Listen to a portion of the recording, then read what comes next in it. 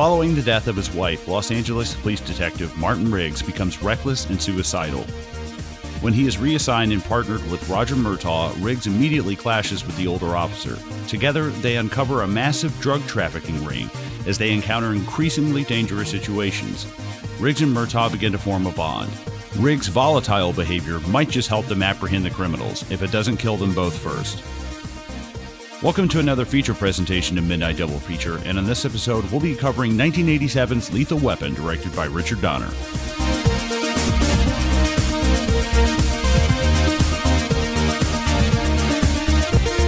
Jingle bell, jingle bell, jingle bells rock. Jingle bells swing and jingle bells ring. Hello, ladies and gentlemen.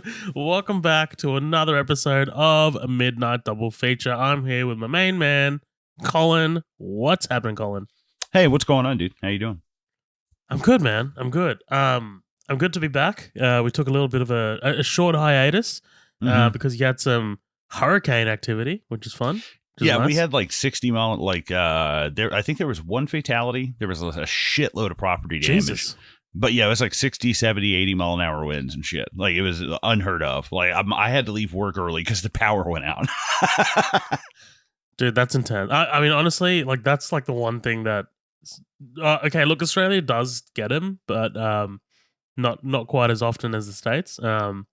I was going to say that's like the one thing that the States has that is dangerous over Australia. Like tornadoes and stuff? Tornadoes, hurricanes, yeah. We do get them, but not as, I guess, as frequently as you guys. So to tell you how bad it was, it took me half an hour to get 5 minutes to get a 5 minute drive home. Like I live 5 minutes from work, and it took me like half an hour to get back. I was like, Jesus Christ. But anyways, I'm back now. I'm good. I'm safe. Also, something else I wanted to do. You know what? Let's do it on this episode because the next one is just going to be. It'll be too late. We're going to celebrate our 5 years, man, on this episode. Oh yeah, this is, that's right. It's wild. Since 2018, we've been podcasting, man. That's insane. It feels like a lot longer. It does. It does. It does. Well, no, okay, yeah, only fun. because we've the show's been through a number of iterations, like changes, ins and outs, and lots of some disagreements, but mostly like it's just been our thing. It's just been the thing that we've been doing, Yeah. And it's been like more consistent than I thought it would be when we started in 2018. Like, in March 2018 when we started, I was like, oh yeah, like we're gonna keep this going, and eventually it'll die off. Yeah. All good things, But I mean, both of us, I think we've been pretty good at maintaining sort of like consistency. We've been getting the shows out on time for the most part, and we've spun off with Breaking Bad podcast, which is doing pretty well. We started Patreon. We're getting, like our listeners are growing day by day. We're looking at the statistics, and whenever a new listener finds us, you can see them. You can see when they like by their downloads. So you can see the snowball getting bigger. Yeah, absolutely. And the Facebook group, the After Party, is awesome. Like, I just fucking love it. It almost makes me like Facebook. Yeah, exactly. There you go. It's been an amazing ride for the last 5 years, man. So thank you for. Yeah, thank you guys very much. Yeah, we definitely appreciate it. It's been an interesting ride. It's been a lot of fun. It's had some bumps along with so many different iterations, and so we've had people come and go, and we've had we stopped doing the upcoming attractions episode. Like, the show is just very different from how it first started in terms of like having a Patreon and stuff now. So if you guys, whether you're new or you're old or this is your first time listening, just want to say thanks. Yeah, absolutely. Thank you so much. And this will be the last episode of the podcast. No, I'm kidding. Yeah. Can you imagine? Just your right. Just two gunshots. Just two gunshots. Just. I wonder which one shot. Doing a Martin Riggs, getting a hollow point. Yeah, right. Yeah. And with that, let's pivot. Let's pivot into our movie of the week, which is Lethal Weapon, 1987. Richard Donner. This is an interesting one because I picked this and I was like, you know what, man, we don't do a lot of buddy cop movies. You know, we obviously have. You know, we've done Hot Fuzz, which Yeah. is kind of like a sort of more of a send up of the buddy cop genre. Like it's not, you know, it's not Lethal Weapon. You know, like Edgar Wright is trying to sort of comment on the buddy cop Right. movies in that movie. Right. Whereas this is kind of like there were buddy cop movies before this, not many. Like 48 Hours was already out. Beverly Hills Cop, well, not really a buddy cop movie. It's more of a solo cop movie. You know, that was out by this time as well. But Lethal Weapon is kind of the one that was sort of like, this is now a genre. Like, you know, like this is now a subgenre that is in the larger action genre. Right. And as I'm watching this, I put up a poll, right, last night on the after party. And I was like, all right, let me just see. The question was, you know, vote for your favorite buddy cop movies. And as I'm listing like the options, I'm like, man, I fucking love all of these movies. Like, you know, like I think this is the genre that I kind of like not identify, but like love the most. You know, this is the one that like my brother and I really kind of sort of grew up on. You know, Lethal Weapon, but mostly Bad Boys, mostly Rush Hour. Those two sort of franchises. Those were right around especially. my era as well. Yeah. Yeah, absolutely. And there's just something really super fun about this genre, especially when you get these two characters who are on opposing sides that just kind of are forced to work together for a common good. Yeah, watching it's like them, it's the odd couple, you know. Yeah, absolutely. But in an action setting where shit blows up, you know. Rush Hour's a bit of a problematic one. We can talk about the buddy cop genre a bit later. But talk to me about your kind of like history with this movie. Do you have any history with this franchise at all? No, not really. I remember them always like being on, like growing up, like being on the TV. I remember Lethal Weapon 3 or 4 being on. I definitely remember Diplomatic Immunity, like Chief Palpatine and Lethal Weapon 2. It's just been revoked. Peter, that line doesn't really work here. I'll have what she's having. That's better? Yeah. This has been Midnight Double Feature with your weekly Family Guy plug. Every fucking week, every man. week. We gotta stop doing it. It's actually we gotta stop doing 100%. It is not a thing that we try to do. It's just somehow like it shows you the impact of Family Guy. But the somewhere Seth MacFarlane receives like a royalty check from us. Like just yeah, all the two viewers we bring to Family Guy. Right. But we didn't like. I didn't really watch these a lot. I think I saw the first one when I was like relatively young, but I never was really attached to it. But what I was definitely attached to and that I loved was Loaded Weapon, the national, the one with Emilio Estevez and Samuel L. Jackson. Willis, right? Well, I think I might be talking about the second one. I can't remember. Okay. But it has Emilio Estevez and Samuel L. Jackson, Tim Curry, William Shatner. It is fucking hilarious. It's still pretty damn funny. So that was kind of like my connection to it. But I definitely remember like these were huge, especially where I'm from. Like Lethal Weapon was a massive franchise, and it was always on TNT and Spike and stuff like that. I don't think I've ever seen the fourth one. I think I'm probably have seen parts of the third. I don't even know if I finished the second one, but I've seen this one a couple times. And it's good. I enjoy it. I think it's perfectly ranked like where it is. It's kind of like some people might say it's a underappreciated, but nobody's ever saying that it's like, oh, that movie's overrated. It's like, is it though? I don't really think it is.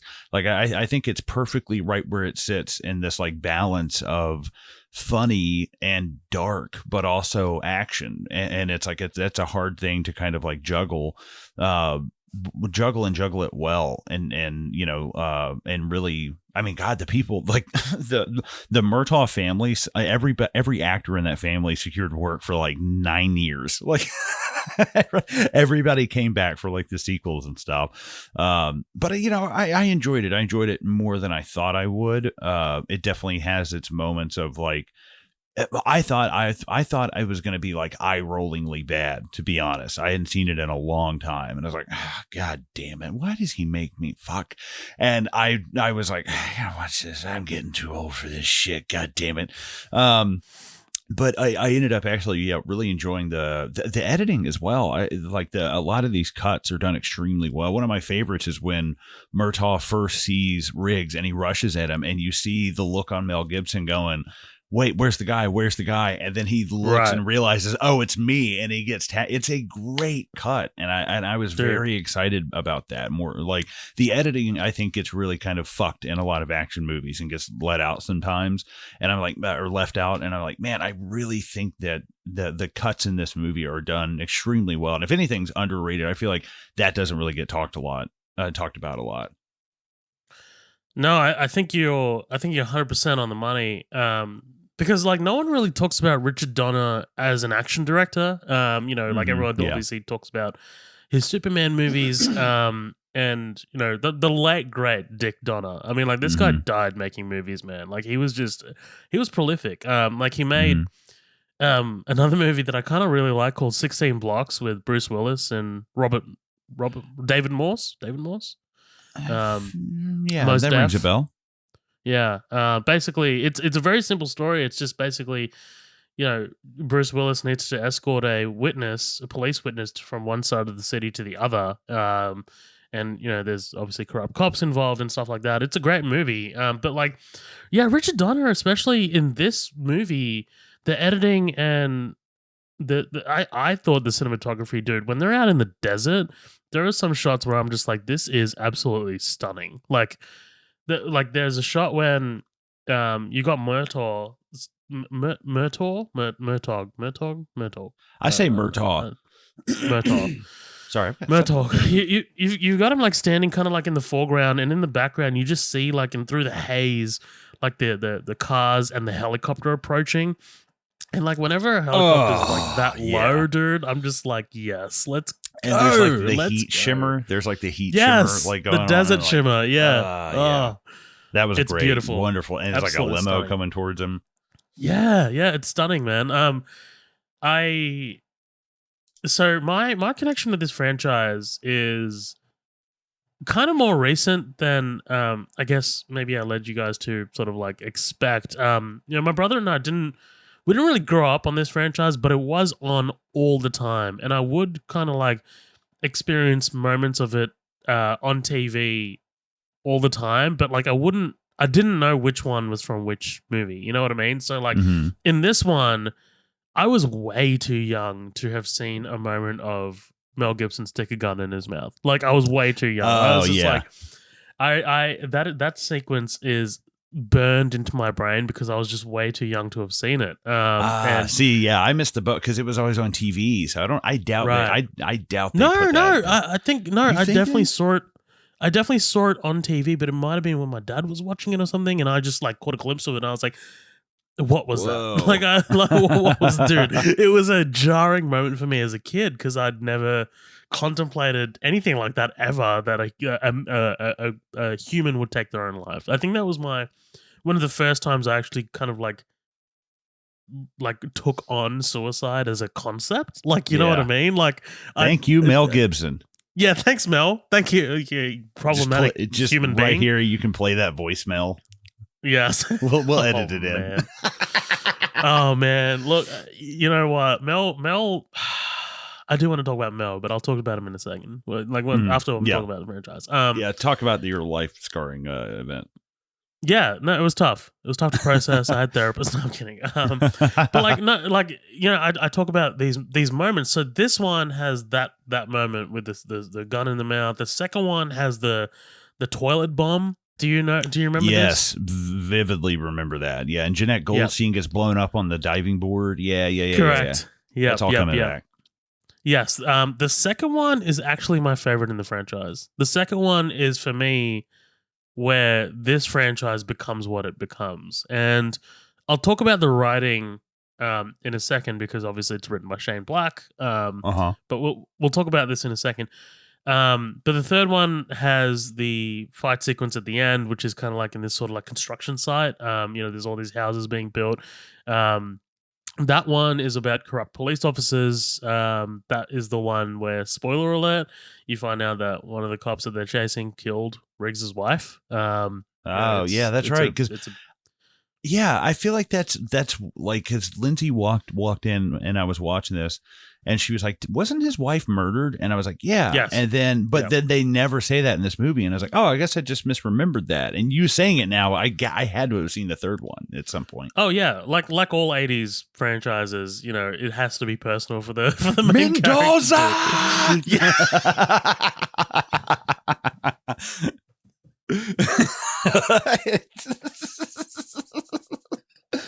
Oh, I hope you guys get that reference, man. Zoeb is wrecked. Zoeb is wrecked. The headphones have come off. Oh my god! I don't think hit you with the deep Simpsons cut. Oh shit! Oh man. Rainier Wolfcastle McBain, right? Yeah, 100%. Yeah. Oh my god. If you guys there is a super cut on the internet that's like all of the Mendoza stuff from The Simpsons put together, and it's like a little movie. And that's my favorite one, is they kill his partner who looks just like Danny Glover in this, and he looks up and then Mendoza and like screams. It is fucking hilarious. If you guys haven't seen it, I was elected to lead, not to read. Number 3. Oh man, anyway, Jesus Christ, that just came out of nowhere. And I just I had to take my headphones off. It was insane.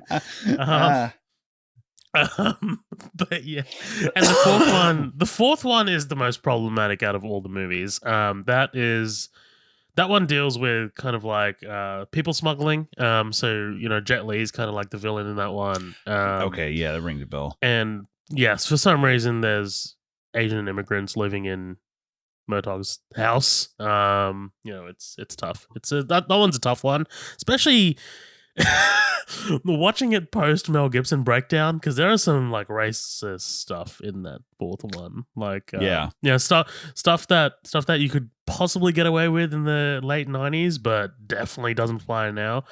Like for example, there's a moment where they go to a restaurant and man, Mel Gibson's just like, yeah, I'm looking for some fried rice, and it's just oh god, man. It's tough. It's tough, man. It's a tough watch. It's kind of the cheap humor that can, like, I feel like work poorly, but like when you have a black and a white character, you know, like that is one thing surprisingly about this movie, is there was like basically no mention of the fact, there was never a well, you're black and blah blah blah, and you don't understand. And it was never like, it never got brought up. And I kind of love that. Like the second one does get into realistic. The second one does get into that because the villains in the second one are white Africans, right. Yeah, they've got they call Murtaugh a kefir so many times it's insane. Like I hope that wasn't a slur. But I don't know what the fuck that is. You don't know what that is? It's just it's basically a black African slur. Okay, gotcha. You gotta watch Blood Diamond. You haven't seen Blood Diamond? No, I have not. No, that's got not Leo, but the other guy that's in it. Chaman Honsu. Yeah. Mm-hmm. Yeah. He won an Oscar for that, I believe. He was great. But yeah, man, this franchise has kind of been in my life for ages. It's just always been there, and obviously it's credited with, like, you know, shaping the action genre. It's, you know, shaping the buddy cop genre. Like I'm always like blown away by kind of like, you know, they knew that what they had with this first movie, with the chemistry between these two, because there is undeniable chemistry. Like, I mean, you like Danny Glover's kind of like, he's so chill in the sequels, but in this I was kind of blown away by how aggressive he was. There are moments in this where I'm just like, damn, that is not a Murtaugh thing to do. Like, you know, we'll get to specific examples later, but that to me, I think, is because of the script. So Shane Black wrote this script pretty much right out of university, and this movie is a lot darker than its sequels, and that's because the second one was rewritten. So Shane Black wrote it initially, and he had this character named Leo Getz, played by Joe Pesci in that movie. He was initially supposed to be a minor character. Then another guy comes in to rewrite the script. His name's Jeffrey Boehm, to add more humor and kind of like lighten up the movie. This is Lethal Weapon 2. And Mhm. that's what the franchise eventually becomes. It kind of becomes a sort of like a lighter action buddy cop fare than this movie, which is, literally in our second scene, we get a man contemplating suicide. So like, Right. Yeah, that's heavy. and I know Shane Black walked away from the franchise after that because he was like, this needs to be darker. I want this to be darker. And this movie in particular, Lethal Weapon 1, was supposed to be a lot darker. I know that at the end it was supposed to be this big car chase shootout sequence in the Hollywood Yeah. Hills. And there was a specific shot that Shane Black wanted of just like cocaine spilling over the Hollywood sign. Yeah, like it was snowing or something. Dude, I know this is produced by Joel Silver, so can you imagine? Like, I mean, Joel Silver would have been like, "Yes, absolutely, let's go." Like, you know what I mean? Yeah. Do we have that much cocaine on set? Come on, it's the 80s. Of course we do. Right. I know that there is another movie sort of like that's been talked about. Wikipedia has it titled as Lethal Finale. What? Oh, And there is a semi popular TV show with Damon Wayans. yeah, I think And that wrapped up, didn't it? I think it got cancelled. Well, okay, yeah, whatever. Wrapped up, canceled. Yeah. But it's Yeah. it's no longer Yeah, there had been long talk of a fifth Lethal Weapon film, although both Gibson and Danny Glover initially expressed a lack of interest. Gibson confirmed in 2021 he was in talks to direct and star in the fifth film. Now, I will say this about Mel Gibson, man. Every time he directs a movie, it's a fucking banger. Like, yeah, he's a great director, you Dude. can be a racist and a great director, Absolutely. Yeah. No, look, absolutely. We've talked about this with fucking Bryan Singer. I mean, except he's not a racist, he's just a fucking pest.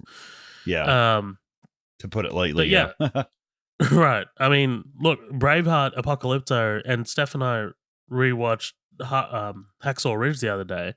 That movie's a fucking banger, man. Like that was so good. Yeah. So it was reported that Richard Wenk, it's a terrible last name, who wrote The Equalizer. I'm sorry, Richard what? Wink? You gonna make me repeat it? Like Wank. Wink? Wenk. Wank. So Dick Wink? Sure. Man, see, people don't think when they're naming their fucking kids, dude. No, they don't. No, they don't. He Jesus dropped the Christ. screenplay. Yeah, so Gibson's still saying that, like, he's saying express confidence that the film would begin shooting early 2023, may see a release date the same year. I keep up to date with a lot of this stuff, and I haven't heard about anything of this movie starting in 2023. So Yeah, this will not be out this year. This will not be out this year. Well, that I can't imagine. Like, I mean, God, how old would Danny Glover? But Danny Glover's character is supposed to be significantly older. Murtaugh's supposed to be significantly older than Riggs. It's like, dude, what is he dead? Like the first scene after the cold open in this movie is literally him in the bathtub celebrating his 50th birthday. 50 in 1987. Right. Let's do 19. Glover was 40 when he shot that. I know, but let's for Murtaugh's sake, like the character, like chronology. So you're going 97, 07, 17. So right there, he's 80 in 2017. So he's 80, 85, 86 years old. Well, Jesus Christ. It could be Lethal Weapon Begins. Yeah, right. Yeah, it's just like a prequel of them at the academy. Right. And something that I always forget is that Chris Rock is in the fourth film. Oh, yeah, he is. I forgot about that myself. Yeah. Okay, but good movies, man. Even the fourth one is, it's definitely problematic. It's really entertaining. There's a great car chase in that movie. A great car chase. But yeah, I really like this franchise a lot. Like, while this film, the first Lethal Weapon, is not my favorite of the franchise, it is the one with the most sort of like meat on the bone. Like podcaster worthy. And it does. It's just a fucking banger of a movie, to be honest. Like, it's lean and mean. We haven't even talked about our good friend, our good, kind of spit it out, Gary Busey. Oh God. Yeah, Gary View, like, and it's surprised you do forget. It's like, man, he did have like, he's not over the top. Like, he did have some kind of somewhat subtle performances, like Control, right? Yeah. This is not quite like Uncle Red and Silver Bullet, where he's like, so a werewolf came and killed your girl and canceled your fireworks show. You do it so well. I'm gonna light a fire in your mother's panties. You gotta like arch your lip up, and he kind of talks kind of like that. But we did an interview a long time ago with the guys who directed Camp Mana, and they had him on set, and they were like, he does an acronym of everything. Fear is just like feelings of evil are repressed, and he'll like just acronym stuff. Like, what does chaos mean? He's like, challenging horizons are over sometimes, and he'll just like make a fire. It's like, what the fuck? But they say he's just like a workaholic. He's just tireless. It's like, well, I gotta give him credit, man. Yeah, I was listening to Doug Ellen's podcast, who, you know, he's the creator of Entourage, and they had him in Entourage playing himself, kind of like a heightened version of himself. And in that show, they recognize just how crazy he was, and, you know, they talk about in the podcast his motorcycle accident, which kind of fucked him up, and right, yeah. But yeah, they say that he was a really nice guy, just very a little direct, a little explosive. Yeah. Well, a little short tempered. One of my favorite lines of his is in Silver Bullet, and he sends, like, they fight the werewolf at the end of the movie, and he sends his sister and his brother-in-law on like he says he wins some trip, but he just pays for it to get him out of the house so he and his niece and nephew can fight a werewolf. And his niece goes, Uncle Red, did you really win a contest? He goes, no, but I did win a subscription to Publishers Clearinghouse or something. He's like, I did. No, he's like, no, but I did win a subscription to Popular Mechanic. I just like don't know why that fucking line cracks me up, dude. I do like Mr. Joshua. There's just something about him. Like he's not, you know, he's not the most competent villain, but like he's like the way he carries himself. I like him a lot. Yeah. You know? Like, I feel like you get some villains that are just kind of like, they're fucking Elijah Wood in Sin City. Like they're Kevin Spacey in Seven, or you get people that are, you know, trying to be the Joker and are just so over the top. But I like the fact that he's kind of just a normal fucking dude, you know, who just like is extremely loyal to this guy. It's kind of interesting. Shane Black also wrote Monster Squad, by the way. Oh, there you go. I'm almost positive Murtaugh lives across the street from the main kid in Monster Squad. Like that neighborhood, that is the same neighborhood. I put my next paycheck on it. That's the same neighborhood. That's a cool connection. Let's get into this, man. Let's do it. I was not expecting to ramble on about Lethal Weapon that long, but holy shit. No, fuck it. It's been a while. Let's fucking do it, man. Swan dive, right? That's how we open the movie. Yeah. Wow. Yeah. Well, what a great shot too. Like that helicopter coming like all the way. I assuming they're just zooming in on her with a helicopter, because I'm like, how the fuck? I believe so. I believe that too. Yeah. But yeah, it's a great opening, and you know, like most Shane Black movies, it's set at Christmas, right? I mean, Jingle Bells, whatever. And then I love the score kind of seeping in. And if you think that this movie sounds like Die Hard, I mean, it's Michael Kamen as well. Who did Die Hard as well. But Eric Clapton with, I guess, what you consider Lethal Weapon to be is that, you know, the saxophone and the guitar. Yes. Like, you know, it's right. It's got that kind of like, my wife just died.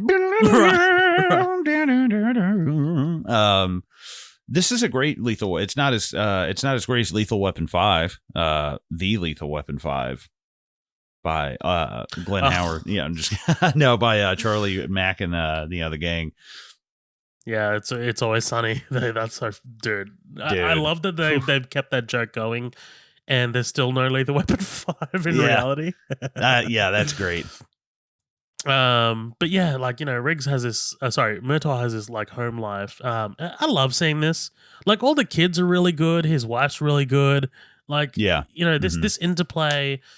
They all. I mean, these kids have been through a lot in these 4 movies. Like every time Yeah. something happens in these movies, it always ends up back at home, like at Murtaugh's home. Like in this one, the daughter gets kidnapped. In the second one, I'm not going to spoil it. Some other shit happens.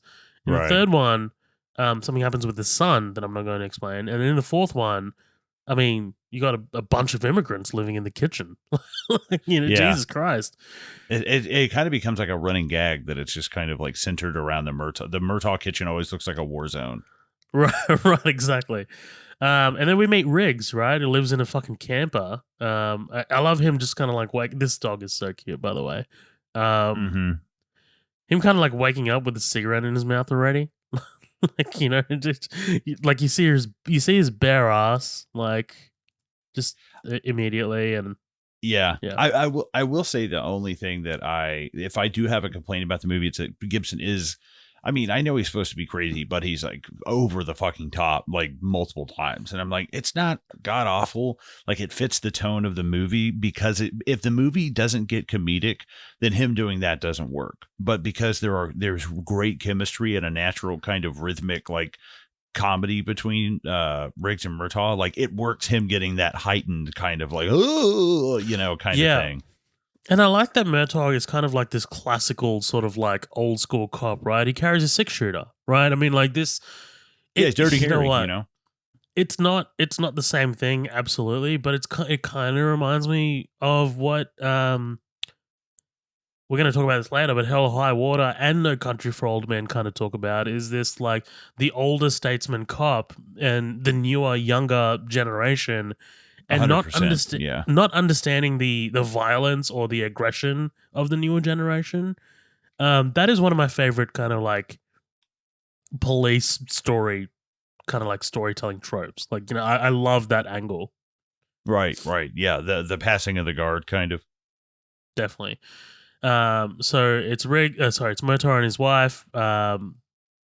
And she lets him know that this person called Michael Hunsaker, right? Played by Tom Atkins, by the way, horror legend, Mm-hmm. right? Yeah, love seeing him in Search of Darkness. Right, wasn't he? Yeah, dude. I've been rewatching those, and they're so fucking entertaining. So, shout out to David Weiner, man. I mean, it's I have vivid memories of buying that when we bought our house and like sitting and like our furniture being wrapped up still and my clothes being in boxes. But the first night going to bed, watching In Search of Darkness, being like, fuck yeah, I just bought a house, dude. Like, that's so good, man. They're just such good, like chill watches. Like you can just sit back, chill out, and just enjoy them. Right. It makes me forgive the 5-hour runtime of those movies. I mean, like whatever. Yeah. We get this scene, kind of like of Riggs sort of like blowing up these this drug buy. How much is it? Oh, 100. He starts counting out the bills and the guy in the red flannel is Anthony Kiedis' dad of Red Hot Chili Peppers. Oh wow. Yeah, the guy he basically takes him hostage is Kiedis' dad, and I think he changed his name something Blackie Hanton. I can't remember what it is, but he changed his name. But yeah, I always thought that was hella interesting. I'm like, what the fuck? That's so random. That's intense, man. But I love that these drug dealers thought that this bum looking guy brought $100,000 to this drug deal. Like what? You thought that this guy bought $100,000 to this deal? Like this guy's got a haircut like a fucking 1989 gym teacher, and they think he's walking around with $100K. Like, get the fuck out of here, dude. He channels such you want to get nuts, let's get nuts. Yes, energy right 100%. Yes, yeah, absolutely. And I love him imitating the Three Stooges because you see it on in his trailer when the camera pans down. I'm like, that's a great callback. It's good stuff, man. But yeah, like let's talk a little bit about this. I mean, he's definitely got a death wish, man. Like, I mean, he is. It's something that this movie deals with that the others don't. Is this PTSD sort of thing that Riggs has going on, not just from the death of his wife, but we find out that he was in the special forces, and he he fought in the war, right? I mean, like that is something that's absolutely affecting his mental state. Because right here, as he's apprehending the suspect, he gets held at gunpoint, and he's just like, "Shoot me, shoot me, shoot me!" There's one really quick shot of him like trying to put the barrel of the gun in his mouth, like he just like tries to get over it, and I'm just like, Jesus Christ, man! Jesus. Like Mel, he's such a force. Like, he's such an acting force. I don't know, man. Like I just, he reminds me of Tom Cruise a little bit, except just a little bit more unfortunate in his like public persona. Like he gives it everything that he's got every time you see him, but it's just unfortunate that his personal beliefs turned out that way. He's since apologized quite profusely, but I mean, nobody forgets, right? Right. Yeah. And it's I don't know. It sucks. It just sucks when you find out somebody's kind of like that. And, especially because it ruined so many great movies, but it also like, because Danny Glover now has like, oh fuck, I made, 4 movies with this motherfucker. Right. And people go, oh, well, you never knew he was like that. But it's like, Jesus Christ, dude. It's tough. Have you seen it every time? Have you seen the video of him changing that guy's tire? No. What? Dude, Mel it's Gibson. this video. Yeah, Mel Gibson. Okay. No. Yeah, it's like this guy at a gas station or he's on the side of the road and he's like, yeah, I got a flat tire. This guy pulls up behind me and you won't believe. And he turns the camera and it's Mel Gibson with like, like getting the lug nuts off. And he goes, man, like, thanks so much for like helping me. And Mel Gibson's like, yeah, well, I saw you on the side of the road. He's like, I mean, aren't you worried that like I'm gonna like hurt you? Like the guy was like, it's just kind of weird that like you would pull over. Like, aren't you worried that somebody would fuck you up? And he goes, well, I could fuck you up too. Like he just point blank says it to the guy. But that is weirdly like, I don't know. I like to hope that people can kind of get past that kind of stuff. But at the same time, I don't personally know the man and I don't want to know him. I just enjoy the movie. No, absolutely. And it kind of sucks because he was all over the Australian media before he kind of like got quote unquote cancelled, right? I mean, like he is an Australian icon. And obviously Mad Max, like, I mean, the guy just cemented himself as like one of the biggest stars of, the 90s, the 80s, 90s, 2000s. And then unfortunately things happened and yeah, it sucks. It kind of like breaks my heart a little bit, especially seeing how good he is in this movie, to be honest. Right. Yeah. It's always it's like, fuck, man, I'm just disappointed. Not only am I mad, but I'm disappointed, Right. Yeah, exactly. And then we get to this contemplating suicide scene in his caravan. This is a long sequence. Yeah, a lot for a buddy cop movie that's supposed to be, it's known for, this franchise is known for being light on its feet. It's supposed to be enjoyable entertainment popcorn fare.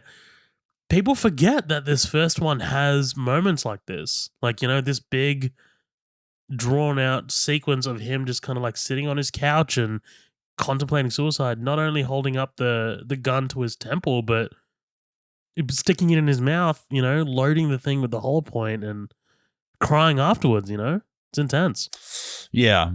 Well, and it's crazy that Shane Black's script, I think, was even darker, that he pictured him as some kind of like, he was a bad guy that killed other bad guys, that normal people didn't like him until they needed more bad guys to get kind of killed. He was like a Frankenstein monster. And it's like, man, it only, I feel like if this were just like a straight serious like kind of movie, it would seem obviously dark, but considering the comedic elements, it's even darker in that, Right. And considering the legacy of this franchise, because like the later three, the 3 movies after this are a lot lighter, and that's kind of like what people think of when they think of this franchise. It's like, oh, it's a comedy action, it's action comedy. It's yeah. Well, and it's also sad to see him acting like such a fucking cuck. Get over it, dude. No. Dude, it was 11 years ago, man. Relax, Yeah, just right. move on. Yeah, well, he does hook up with Rene Russo a bit later, so, there you go. I'm like, look at your chin, dude. You could bang any woman watching this movie right now. Lindsay was like, good Lord. Did you see that ass? You can bounce a quarter off that thing. Yeah. Well, especially when they got him hanging up by the hand. I was like, Jesus, dude, you're shredded. Right. You get this quick moment of this police psychiatrist talking to the captain, pleading with the captain, letting him know that he is probably a Mary Ellen nutcase, Trainor. you know? Hell yeah. Yeah. Who? Mary Ellen Trainor. She's the mom in Goonies and Monster Squad. Yeah, I don't watch kids movies anyway. So she's the one at the beginning of Ghostbusters. At the beginning of Ghostbusters 2, she's like, I don't know, about 7 or 8, and she's the mom who brings him in at the beginning of Ghostbusters 2. That's her. Oh, okay. Yeah. I'm with you now. Come on, man. I'll be honest. I've always kind of thought she was hot. I was like, dude, if someone's like, hey, I set you up on a blind date, and I walked in and she was there, I wouldn't act like I wasn't the person, like I definitely stay. I'm like, yeah, she's pretty hot. She's in all of these movies, by the way. Dr. Woods. Mm-hmm. Yeah. That's what I'm saying, dude. The surrounding cast of Riggs and Murtaugh got work for like 9 years. It's crazy. She was also in Die Hard as Gail Wallens. Who the fuck is that? Okay. Mm-hmm. Maybe I'm just, I don't know, man. Look, I was playing Call of Duty last night till like 1 a.m. And then I was like, Jesus. You know what? I did not watch Lethal Weapon for the podcast, so I stayed up for an extra 2 hours and watched Lethal Weapon. Jesus Christ. Went to bed at 3 a.m. Yeah. I gotta start planning shit better, man. I just do. Yeah. Yeah, you do. It's tough. But essentially, she's warning the captain here, right? You're playing with fire by keeping him in the field. You know, his wife died 11 years ago. I'm telling you, he may be psychotic, right? He just dismisses it. You know, this is so 80s, right? He just dismisses that. That's some psych bullshit. You know? Yeah, right. If he blows, he's probably just trying to get a pension fund. You know, it's like right. Jesus Christ, man. Right. There is, so this is the moment when, I guess this is Murtaugh's kind of like colleague. He kind of walks in and he's like, hey, those pills were spiked. You know, we tested the pills. They were spiked. There was some shit wrong with them. Do you recognize this actor that comes in and... Yes, I do. And I can't quite put my finger on it. I was going to look him up, but I don't know what his name is.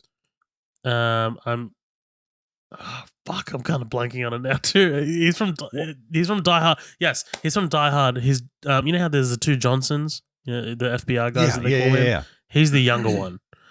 Okay, gotcha. I was 12. What did he say? He's like, just like Mom, right? And he's like, I was 14, dickhead. Yeah. Like that. I was in junior high, dickhead. My bad.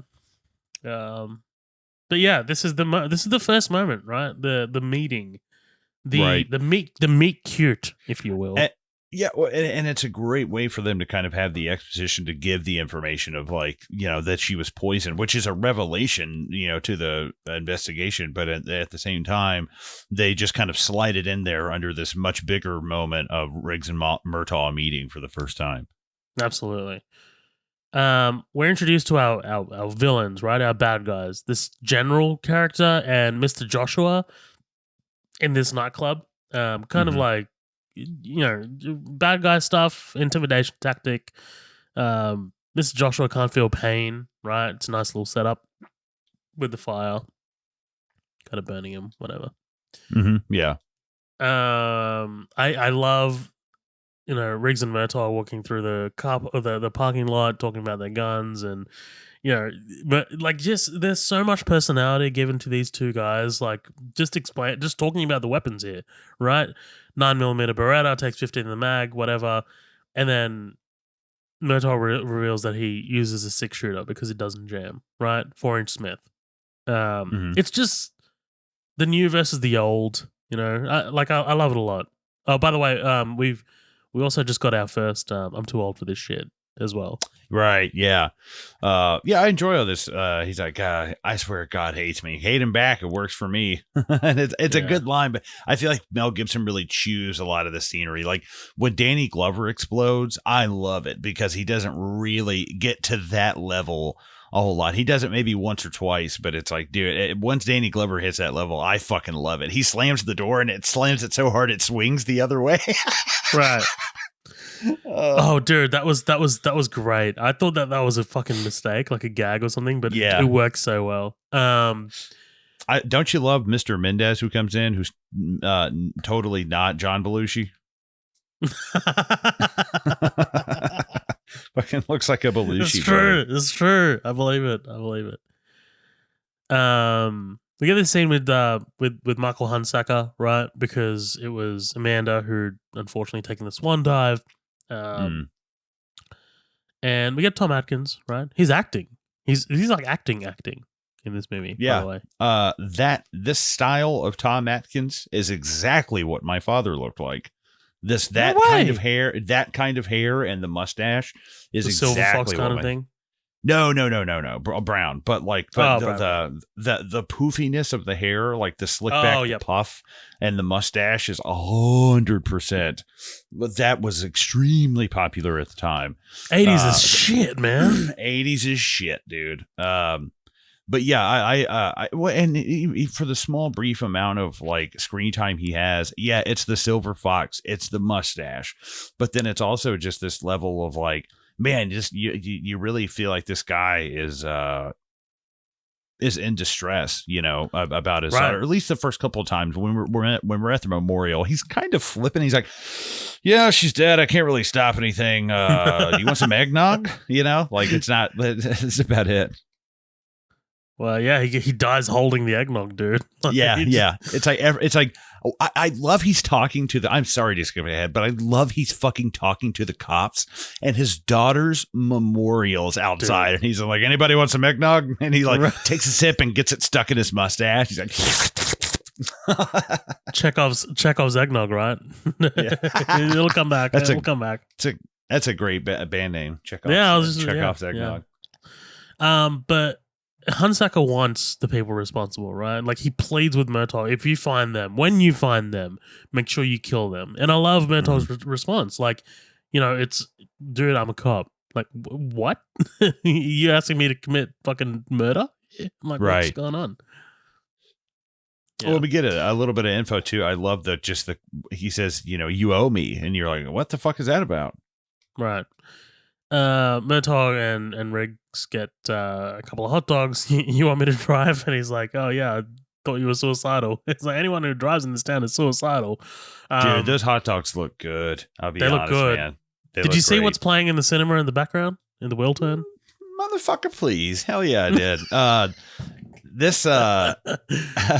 So this movie actually came out 4 months before Lost Boys, so nobody knew. Like, I assume that the trailers and stuff. I assume there had been previews and stuff 4 months before the movie came out. Sure.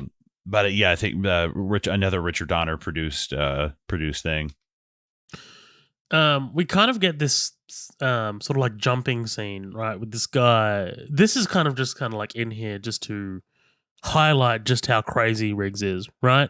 Like just how off key he is, what he's willing to do. Yeah, he just handcuffs himself, and yeah, I love his argument for doing it. He's like, I controlled the jump. What? Yeah, what the fuck? Right. I thought this was the White Johnson from Die Hard for about half a second. Oh no, that is that guy's in so many things, man. He's in Goonies. Robert. Yeah, hold on. I'm gonna look him up. He's got a very Italian name. Yeah, Robert Bibidi Boppity. No, I Robert Spaghetti. Yeah, Robert Davi. There you go. Robert Davi. Yeah, he's a great singer too. His face looks like hamburger meat. He's like the Danny Trejo of white people. Yeah, he's like the Seal of Italians. No, I'm just kidding. Dude, we've located the Mount Rushmore of ethnic fucked up face guys. It's because I think Seal had he had lupus or something. Like it was bad. Like Robert Davi, I don't know. It's just probably struck out in the dermatology department. What did I just watch with Seal and dude, the Andy Samberg movie Popstar, Never Stopping. Have you seen this? No, I haven't even heard of this.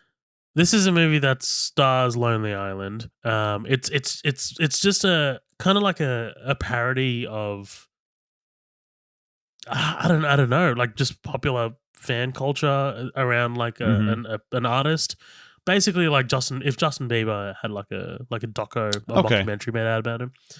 And Seal is at his wedding, like, he's proposing to his girlfriend, and Seal is like singing in the background, and they have like these like wolves that are there, like like just on leashes and stuff. And because apparently like the girlfriend loves, like, she identifies as like a wolf or whatever. I don't know. It's explained in the movie. It's a ridiculous movie, but like the wolves are just going crazy because of Seal's singing. Like he's just kind of like setting them off. Anyway, so like the handlers like lose control of the wolves, and he gets fucking. They eat Seal. They ate Seal's hand, and he sues them. That's hilarious. Oh man, fucking hell! I don't like Andy Samberg, but Pot Star. Okay, I knew. Yeah, it's a parody movie. It's just honestly, just sit back and watch it. It's a Judd Apatow movie as well. Like I never will. I'm not even going to act like I will. No. After that riveting description. Yeah, it was tough. Look, I'm not that good at describing things. I realized, sometimes I get to a story and there's no punchline. And you do a podcast about movies. What do you mean you're not good at describing? But you're the one holding this up on your shoulders, man. I'm just here for support.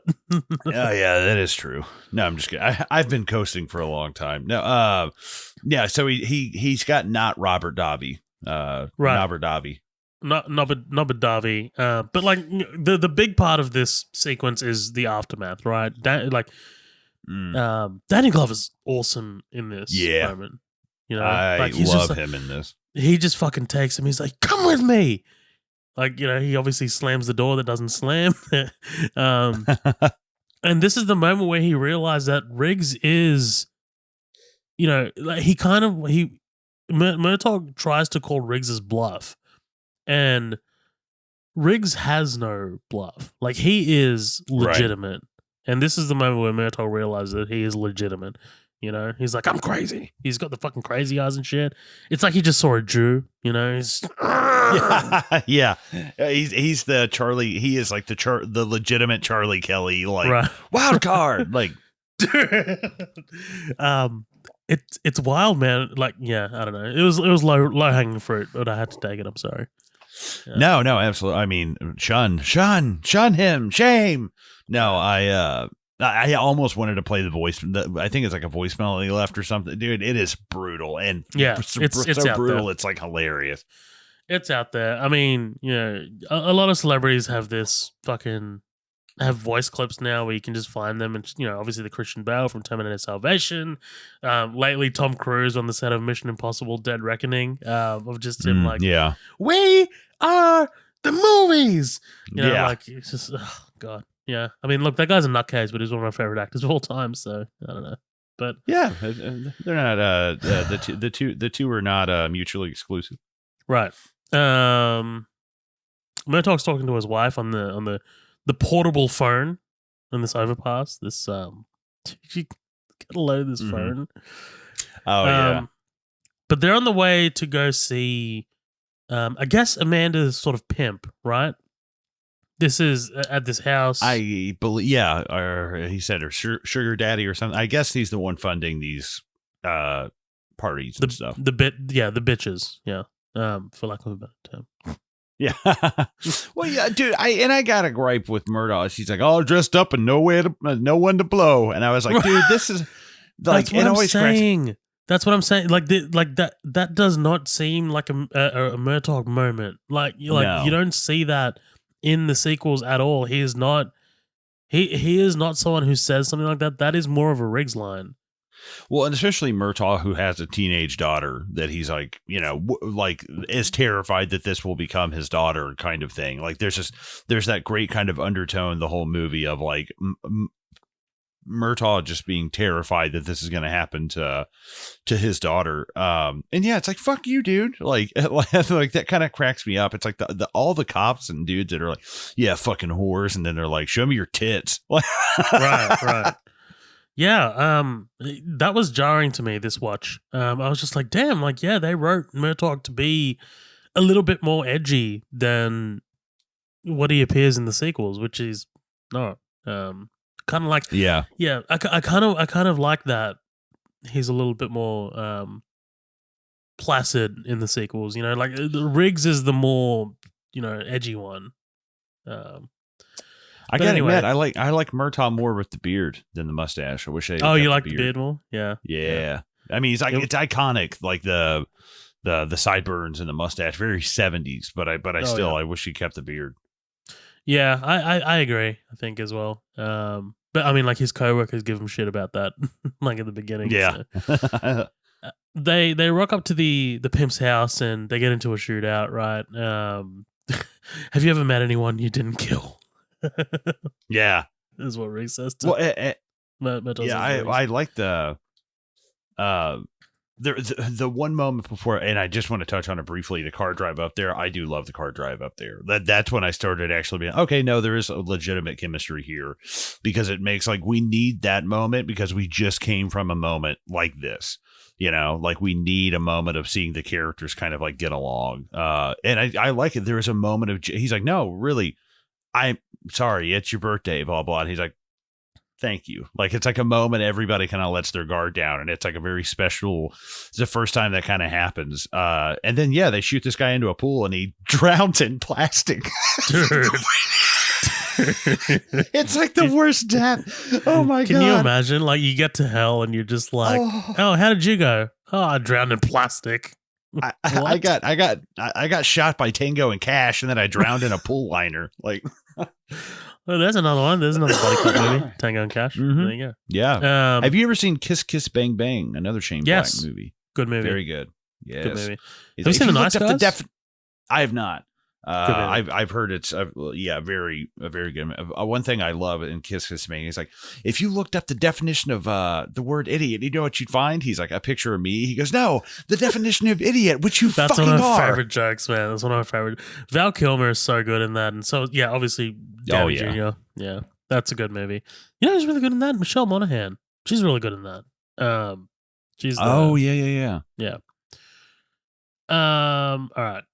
Where are we? So Riggs meets the family, right? We can kind of like talk about this as a whole. I like this a lot, man. Like Riggs looks genuinely grateful to be there. Like, like kind of like, but like awkward at the same time. It's just like, oh, okay, like this is what a healthy family unit looks like, I love Rianne just kind of like making the love eyes at him. Like just. Oh yeah. Well, you know what is insane, because I always had a huge crush on her as a kid. Same. And it feels weird when you're now 30, almost 33 years old, and you're like, I'm like, oh wait, hold on. And, she was 27 when they made this. I was like, damn. What? Damn. Like, you were 27? They're like, she was only 4 years separated her and Mel Gibson or something. I was like, what the fuck? That's insane. That's crazy. That's insane. I love the other two kids just beatboxing about it. It's man, what a great moment. Just little memorable moments in this movie. A great juxtaposition to Riggs's life. Definitely 100%. Like, it's insane that in the last, where are we? 47 minutes, we've balanced this kind of moment with Riggs's sort of like contemplating of suicide, right? It's wild. Yeah, this movie strikes a great balance. We get this moment on the boat. Just the interplay between these two is fantastic. They talk about the cooking, right? The running joke of Murtaugh's wife's cooking. And he's like, yeah, that's why they called me thin. And he's like, yeah, no thanks to your wife's cooking. He's like, what? Oh, nothing. Right. Murtaugh watches some porn late at night, which is, Yeah, that was I did want his wife to open the door at one point. Like, what the fuck are you watching? Like, or at least because I know it's supposed to be this really dark. Like, again, it's the undertone of like that could be your daughter, man. Like, that could be your fucking kid. And there's this like really dark kind of undertone. But I did want him to get up and have like a huge boner, like, because Danny Glover, he ain't packing no baby pinky. Are you kidding? A baby arm. Come on, man. Yeah, like the guy's. Yeah. Have you ever seen him in Raisin in the Sun? No. No, I haven't. I think it was a play that they recorded. Originally, they did it with Sidney Poitier back in the day, but it's a great play. And I think they said they cast him from this because of The Color Purple as well, which is another great movie. Oh yeah, it's a Spielberg movie. Yeah. Dude, I love Riggs waking Murtaugh up with the coffee. So what was the name of the hooker? Yeah. Yeah, like Jesus Christ, dude. Imagine how jarring that would be. You're asleep in your bed. Oh, oof. Like I would, part of my brain would be scrambling for some kind of normalcy that I would immediately answer you. I'd be like, oh, it's Dixie. But like another part of me would be like, I'm going to kill you and everything you ever were. Get the fuck out of my house. Yeah. Yeah. Are you a morning person? Are you hard to wake up? No, I'm pretty easy. Lately, actually, I've been, but I mean, I usually, I'm pretty easy. Steph's pretty, she loves to sleep in. Dude, my Fitbit tells me my sleep, and it's like out of say I sleep for 6 hours, it's like 4 hours of them are considered light sleep. Like I don't like. Oh, you can just be like Colin. I'll be like, what? You don't even know what REM sleep is. You're just I get about an hour of REM sleep a night, apparently. Damn. So that's why I didn't know. Like Lindsay is impossible to wake up off the couch. I physically pick her up and take her to the bed, because it's like it's not gonna happen. Yeah, man, I need 7 hours at least. Those are bitch numbers. I gotta pump those numbers up. Those are rookie numbers. Yeah, you gotta pump those. We gotta cover that one day. You know what, man? I'm so scared to cover movies that are like 3.5 hours long. I know, Jesus Christ. I was watching fuck. I was watching JFK the other day, and I was like, I love this. JFK is a top 10 movie for me, by the way. Oh, with Kevin Costner? Yeah, one of my favorite movies of all time. The shit thing is that it's like 3 hours, 20 minutes, and it's dense. Right. It is like there is a lot of information in that movie. It's impossible to cover. Just impossible. Stop being lazy, Zohab. Yeah. It's daunting, and it's intimidating. Yeah, it's tough. We get this scene at the shooting range, right? They come up with like a little bit of a theme. A little bit of a theory here, right? Like Dixie might have been with Amanda. This is a good theory. Like I like this. Like the fact that maybe she was kind of like, she was kind of like drugged on purpose. She was poisoned. Dixie was there. She was like fixing up the apartment, and then she kind of like jumped, right? Right. Yeah. Kind of them trying to piece together, I guess, their timeline of the events. Yes. Yeah. Again, them just kind of like showing what kind of a marksman Riggs is. Well, both of them actually. I do love that both of them are proficient. Like they don't bring down one to raise the other. You know what I mean? Like it's not like Murtaugh is missing his shots, right? Like he nails the guy in the forehead. Yes, like he is a very good cop. Yes, but Riggs is like, he was special forces, right? Right. It's like Murtaugh is an ODST, but Riggs is a Spartan. Like Riggs is the. If you don't get that reference, eat shit. If you don't get that reference, you're under PlayStation. Yeah, or a Nintendo. Yeah. But yeah, I like the fact that obviously he blows it out of the water, but it's not like Murtaugh would definitely drop several motherfuckers before he goes down. Yeah. They go to Dixie's place to try and question her, and the whole fucking place just explodes. What a great looking explosion, by the way. Like, yeah, right. Talk about practical, just shit flying everywhere, shrapnel. I love how much of this movie is filmed. Like it's because this isn't. I assume this is not like a. I assume they're on location filming. Yeah, this, it doesn't look like a set. I get what you're saying. Like it looks like they're out in the environment. Like this looks like a city block. Right. Yeah. That and I love not only that. Obviously, like you said, the explosion is fantastic. And him trying to put Mel Gibson taking his jacket off, like it's, yeah. Like it reminds me at work, like because we have so much sawdust and stuff. Sometimes you have to clean shit. And you get like a lot, like you'll come out looking like the kid in Sandlot when the vacuum explodes. Like you just got sawdust all over you. Like I wear a mask and stuff, but I'll be like, hey, I'll have my mask and be like, can someone get an air hose and clean me off? And they'll go over there and like have to hose me down with like pressurized air. Oh man, Colin's covered in sawdust again. No one cared who I was until I put on the mask. Gotham's liberation.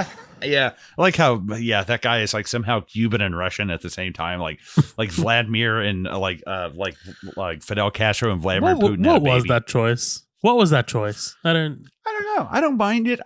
It's just a little. It's almost like a little like Anton Chigurh kind of like, let's make it so different that nobody can really tell what it's from kind of thing. Like it's foreign, but we don't really know what kind of foreign. But yeah, I love this. I love this explosion. I love all the stuff with Albert. I thought that was really funny. It brings some real brevity to a pretty dark scene. Yeah, man, these kids are great. Honestly, like they feel so natural, you know. One thing that I wanted to talk about just very briefly is they do little things to make the explosion seem very real. Like, you know, just the jacket coming off and like him struggling to get the jacket off. There's just something like just connecting the character to the explosion. You know, like whereas these days it's just like a CG explosion, a little bit of fire on their sleeve, and they just brush it off, right? Like they're just kind of whatever. But I like that these two are absolutely rattled, and like when Murtaugh gets on the radio to call for backup, he's like sweating like profusely. Like it just, I don't know, man. It looks really good. They do a good job of making you feel like they're in this, you know? Yeah. I just realized I call that kid Albert and it's Alfred. Oh. I was like, wait a minute. Am I being racist? Am I thinking of Fat Albert? You could have gone for Fat Albert. Hold on. You could have gone for decadent Michael Caine Alfred, and you went for Fat Albert. You southern. Nothing changes with you. Nothing changes. Just me on a boat with Mel Gibson. Each one of us has an oar. We're just like, you too, huh? Like, it's that photo of James Franco with the noose around his neck. Yes. Yeah, first time, and he's in a boat on the other side of us. No, he's there with you. Yeah, I do love, like, it kind of cracks me up that it's like they're questioning like a 6-year-old with no parent around. Dude. Like there's just so much stuff now. It's like, holy shit. Right. I wanted when Murtaugh goes, hey, get some paper with some crayons. I wanted Alfred just to go, bitch, I ain't crayons. Yeah. I'd love it. I'd love it. He's just like, no, fuck you. I'm not drawing shit. Right. I'll give you a description. He gives him like a straight up like floor plan, like with like descriptions and shit. He gives him back like something that looks like it was made by AI. Just this beautiful, like it's a stock photo of Gary Busey. Apparently, the AI images have now perfected the hands, because that's how you were able to tell that it was an AI image. Great. They couldn't get the hands right, but like now that they've got to be a Terminator world where we're getting German shepherds to sniff out robots and shit. Well, next episode we're just taking off, and we will get AI Colin and Zohab in here and see what happens there. You can tell. I'm sorry. You can tell it's AI. I just like listening to like conversations. It's too smooth, right? Yeah, like there's no pause. There's no kind of like like thought to what they're doing. Like there's no human error in like what they're saying. Like that's what makes conversation interesting. Right, exactly. I mean, like, you know, an AI wouldn't have called this guy Albert before. Yeah. Yeah. But this is actually a great moment, to be honest. This is a fantastic moment because Albert identifies Joshua via the tattoo, right? The Special Forces tattoo. And the music cue, and just how serious Gibson treats this moment. Oh, so good. I like it, but then there's a part of me that's also like, hey, you didn't even say fucking thank you to that kid. Like, just walk away. Kind of and the kid just sits there awkwardly like, now I have to sit here. My friends are gone. I didn't get ice cream. The cops didn't even say anything to me, and they just fucking left. I don't know. That cracks me up. Dude, can you imagine Well, his parents won't give a fuck. He doesn't even know his father. God damn it. Jesus Christ. Jesus Christ. Sorry. That's Jesus terrible. Christ. That's bad. Sorry. I mean, it's just not that big of a thing here, so I don't know. I feel like I can get away with it, but not really. I don't know. Oh, no. Yeah, no. No. Yeah, you got to not. It's okay. I'll jump in that boat with you. With you and Franco and Mel Gibson. Somewhere Kevin Spacey's out there on his cruise ship. Yeah. So we've got this scene, the memorial scene, right? The Tom Atkins eggnog scene. Yeah, which is so odd. It's so odd that everybody else is going on, and it's like, why is now the time to question this guy? And why are you going, yes, I will go with your question, but can you come back in like half an hour, dude? Like, what the fuck? I'm burying my daughter. Right, yeah. Like, I'm literally like, and what's weird, so much eggnog. So much eggnog, dude. It's strikingly odd. It's like 36 fucking cartons of eggnog. It's kind of, I don't know. It's just jarring. It's a little jarring because when you associate a movie with Christmas, you should see snow, and you don't see. I mean, it's obviously LA, right? So it doesn't snow, right? But then it's like, oh yeah, he's drinking eggnog, and then Jingle Bells and Merry Christmas, and it's like, oh yeah, forgot about that. Huh. That's so weird to me because we have like pretty rough winter sometimes, so it's like, what the fuck? Like that blows my mind. I don't understand that.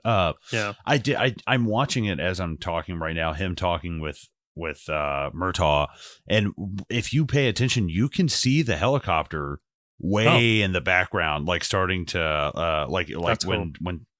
when I almost said Tom Waits. When Tom Atkins goes to the window and looks out, and he's got his back to Murtaugh, like when they eventually kind of settle on him, you can see the helicopter coming in, like towards like the group of people and stuff. I see it. I'm holy shit! I did not even notice that. That is a really cool touch. It's cool little details. Also, what is Gary Busey wearing? I don't know. He looks like he's about to go to like. Does he look like he's about to go to the U.S. Open? Right. It's okay. a little like what? Okay, I mean you knew that you were going to go and assassinate this guy, and that was the wardrobe choice you made. Right, yeah. You went with this, like, he was like, well, I was already in the Hamptons, and I just decided, fuck it. Like, my helicopter was there, my M9 carbine rifle was there. No, I'm just, I don't know. But before, it's I guess pretty ballsy. This whole thing, pretty ballsy. Yeah. Very ballsy. It's like, aren't there like identifying numbers on that helicopter? Like, right. I don't know. Like, it's just right. It's not like blacked out, but I mean, I should mention that before Tom Atkins kind of like bites the dust. He does kind of explain to Murtaugh, he reveals that during the Vietnam War he worked for the Shadow Company, which is a defunct CIA paramilitary unit tasked with destabilizing the local heroin trade. Following the war, the ex-CIA agents, mercenaries, and soldiers involved reformed Shadow Company as a criminal organization began shipping large quantities of heroin from Asia to the United States under the leadership of retired General Peter McAllister and his right-hand man, Mr. Joshua. And Hunsaker's role as a banker allowed him to make illicit funds seem legitimate.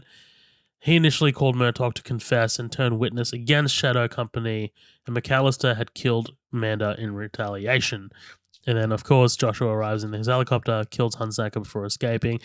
You know what I like, man? This shot of the helicopter over the ocean, and then you just get like the voiceover of the phone call between Joshua and McAllister, and Joshua's like, "Oh, I don't know if they're dead, whatever," and then McAllister's like, "That's very disappointing." Like, it's just, I love it.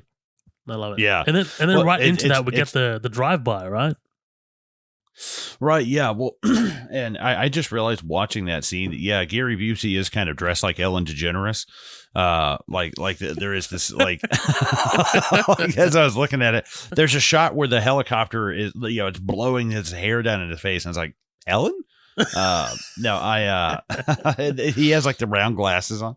No, yeah, this is He stops the helicopter, gets out, and starts like boogieing through the memorial. Starts complaining that being locked up in his mansion is like being in jail. No, right. Starts treating his staff like shit.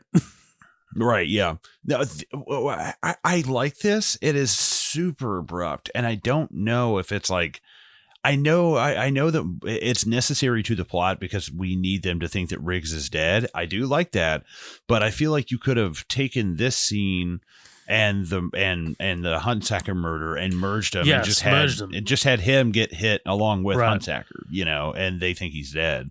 I don't feel like you need this whole like bulletproof vest, kind of thing, but and honestly, because like you could have played out the whole like, okay, Riggs is wounded, he actually might not make it, and then like if he actually got wounded, it would be an interesting just to add more attention to the story. Yes. As it comes and goes, like he gets shot, and then we immediately are okay, he's fine, and it's like fuck. I kind of wish you drawn out that tension a little bit more there, No, I definitely agree. You could have definitely truncated this and merged the two scenes.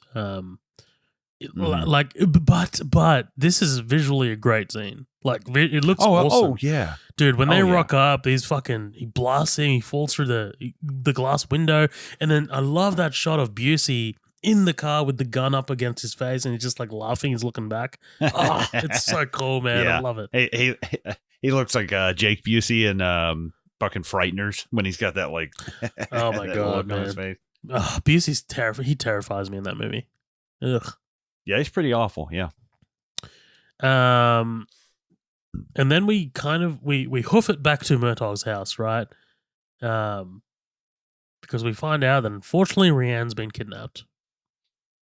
Yeah, and, I keep that's where I keep thinking of Predator too. Is Busey and Glover? Yes. That's right. There you go. Okay. That's why I keep. Yeah, completely didn't make that connection. I kept going. What do I want to watch Predator 2? And I was like, oh, okay, yeah. Mrs. Murtaugh takes this kind of well, but sure. Yeah. They don't. I mean, I'll be honest. It's a movie that doesn't do a lot of great stuff with its female characters, but it's par for the course, unfortunately, for this time. That doesn't make it okay, but it also like it's just kind of like, well, it's not that's a small part that doesn't hold up to. By like today's kind of like standards, but I feel like later on they do get into that with like Rene Russo and stuff. Yes, they do. But yeah, it is kind of like shockingly like they do and they don't, because Rene Russo by the fourth one she's just relegated to pregnant wife. Oh, okay. So you haven't seen that one. Yeah. But yeah, like Miss Murtaugh is just basically like sidelined for their like you don't see her until the end of the movie. It's like, damn, that's crazy. I do like that we get this quick phone call between Mr. Joshua and this police officer who looks suspiciously like fuck, what's this guy's name? He's in The Dark Knight. Eric Roberts. He looks like Eric Roberts, this guy. The one who answers the phone, and he's like, Sergeant Riggs was killed in a drive-by shooting, blah, blah, blah. Like, damn, like Eric Roberts. I like this plan. Like, I don't mind this at all. I like it too. This is. I did not expect this from them to play this kind of tactic. Which is there's actually a great YouTube video about a guy who caught his wife trying to hire a hitman to kill him, and the cops. Oh yes, I've seen it. Like Depolito. I can't remember. The surname was like Depolito or something like that. Yeah. I think they were Hispanic. But but the police department went and like shot a bunch of pictures with him and his body in like a ditch, and he had like a gunshot wound to his head and stuff, and it was like, holy shit, that's intense. Dahlia Depolito. There you go. Yeah, there's a great case file episode on this, by the way. Yeah, it's so that's her name, the woman, the wife. Yeah, so Dahlia Depolito, she kind of like it's a fascinating case, but yeah, she kind of like paid this guy to have her husband killed, and police wired up her car, got an undercover police officer to play the hitman, And yeah, she was set up from the beginning. Yeah, she's confessing so blatantly. And you know, laughing about it and stuff. Right, her reaction of the possible murder, like because they make it look like that he was murdered, they break the news to her, and her reaction was just so like extreme. Like, you know, it just definitely looked like she was acting. Great case file episode, man. Ugh. Yeah. 100%. Dude, this moment of Riggs and Murtaugh as they're like as they're talking about their plan, right? Like Riggs is like, you have to trust me, right? Like, because we know that he talks about how you know, he made that 1,000-yard shot in Vietnam, in Laos. And now that shit's getting real, right? This is awesome visually, like the light on their face, the red light. Ugh, awesome shit, man. Yeah, no, 100%. And I feel like this kind of like, I don't know if this was kind of like tropey at the point that it was like, oh, we taken your daughter. Like, I don't know. I feel like, yeah, I guess this was kind of a trope even by 1987. Because it always is like, you know, even all the way up until like the Taken franchise and stuff. It's just such a, I mean, but it also kind of makes sense, you know, like what Green Goblin says, the cunning warrior strikes neither body nor mind, he strikes heart. I'm like, yes, I like that. I like that quote a lot. You know, when I was a kid, I thought he said the coming warrior. No, I don't mean coming as in like, you know, ejaculating. I thought like, hell, he might say coming. Maybe I heard it wrong. I don't know. No, he does say cunning with an N. But as a kid, I took it as coming, and I thought that there was going to be another villain in that movie that never just arrived. Because the way he says the coming warrior, I was like, ooh, who is it? Like, you know, I always heard it as cunting, the cunting warrior, which I was wrong about. I'm sure that'll fly in a superhero movie. Yeah. But yeah, the desert sequence, right? The big desert sequence. This is probably the most standout sequence in the movie for me. The big sweeping shot of their car driving in, and you know, they stop to let Riggs out, and you just follow Riggs just running through the scrub. Oh, it's awesome. Yeah, man. running like a desert fox, just hunched over. The shot of the helicopter as it circles, the parked cars, just how low the helicopter is, man. Like, you know, helicopters landing will never be called will never not be cool to me. Like, I just it's just fascinating to watch. How you doing that? Yeah, exactly. It's awesome, but Murtaugh wants to see Rianne, and you know, they pull her out of the car. He holds up a hand grenade, which, by the way, I've never seen a hand grenade in action, but I doubt it's gonna kill all of them if that was a real grenade. It will probably kill 2 to 3 of them if they're all right next to it. Right. And you know, Mr. Joshua is a special forces guy. I expect you to know better. So, but you know. Yeah, right. I think this is at a time when people just didn't know a lot about. Like, dude, that grenade wouldn't even blow the door off my bathroom. Like, People thought that hand grenades were basically nukes, right? Yeah. People thought a hand grenade was a nuke, and that a rocket launcher was just like would blast through the other side of the planet. Right. But this is cool, man. I like this because like he throws the grenade, like it's a smoker, and then all hell breaks loose, right? Riggs starts firing from the brush, and I love Joshua being like, "Ah, damn it, it's Riggs! Ah, it's awesome." Yeah, like game recognized game. Oh, it's cool. But yeah, Rianne takes off in the car. She gets apprehended eventually, and Riggs gets snuck up on by the general. Basically, this ends with all 3 of them being captured, right? But again, just visually sort of breathtaking sequence. From the arrival of the cars and the helicopter, we already talked about the desert shimmer, right? We talked about it. It's beautiful. It's gorgeous. Well shot. Anytime like an action sequence takes place in a big open plain like this, is just, it's ripe. You know, it's ripe for chaos. You can really set up your cameras well. You can shoot it well. Like the dust going up as Riggs is kind of like running away. The bullets by his feet. He holds the gun up like this, you know, like he gives himself up, and it's awesome, man. I like this a lot. Yeah. Yeah, I dig it, dude. They get captured and they get taken away to. Okay, this alleyway that they have Mel Gibson in.